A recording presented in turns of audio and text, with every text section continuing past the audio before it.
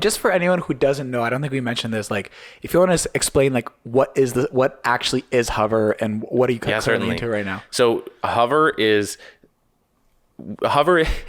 essentially, we do a ton of different things. The main focus that I think is the reason we're talking on the podcast is autonomous drone delivery. So we will ship you by drone pretty much anything that you can fit on the drone's payload. So it's about 10 pounds that we can fit over a range of 5 kilometers. And so we've specifically started doing this on the Toronto Islands, which is just a small chain of islands off the lakeshore downtown and Toronto. Boot shaped. I remember from your pitch on Dragon's Den, it was boot shaped. Yeah. And so we will fly essentially whatever you need. The most popular things have actually been like Popeyes and McDonald's, 2 people there. And so not only the residents that are there, of which there are 700, but anyone who visits. It's a very popular spot. There's up to 10,000 people per day that are traveling there on the weekends who are trying to enjoy their time. And so not only is there a demand, but it's something that we can actually do given our expertise in this space. So we decided to just launch, and that's where we are today. Are you flying like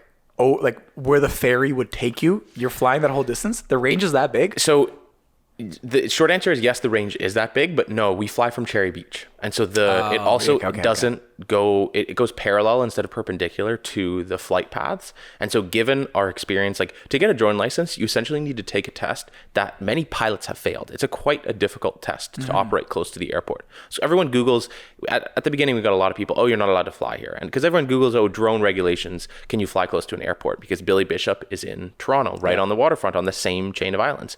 But the reality is, when you have the advanced licenses, when you have the insurance, when you have the proper documentation and you're following the rules, we are allowed to do this. And so previously in January, as I was mentioning, that's what a lot of the work went into. Getting all of the licenses to be able to deliver cargo by a drone, getting all of the advanced licenses, ensuring that the drones had a lot of testing in place so that when we submitted our flight plans, they were immediately authorized. And so this was the type of thing that we did with the full approval of not only Transport Canada, but Toronto Ports Authority, which manages not only the ports, but also Billy Bishop security. So from a safety perspective, everything was handled. So a lot of people will say, hey, are you flying directly across the water? And it's like, no, it's actually only about 1.5 kilometer flight. So it was super quick as well. That makes more sense. Yeah. And it allowed us to not only have many flights really quickly, but ensure that it was safe, that we're flying super low. We're not sort of endangering anybody. We're flying over the waters, and where we're landing is a safe spot with nobody there. That makes sense. That totally makes sense.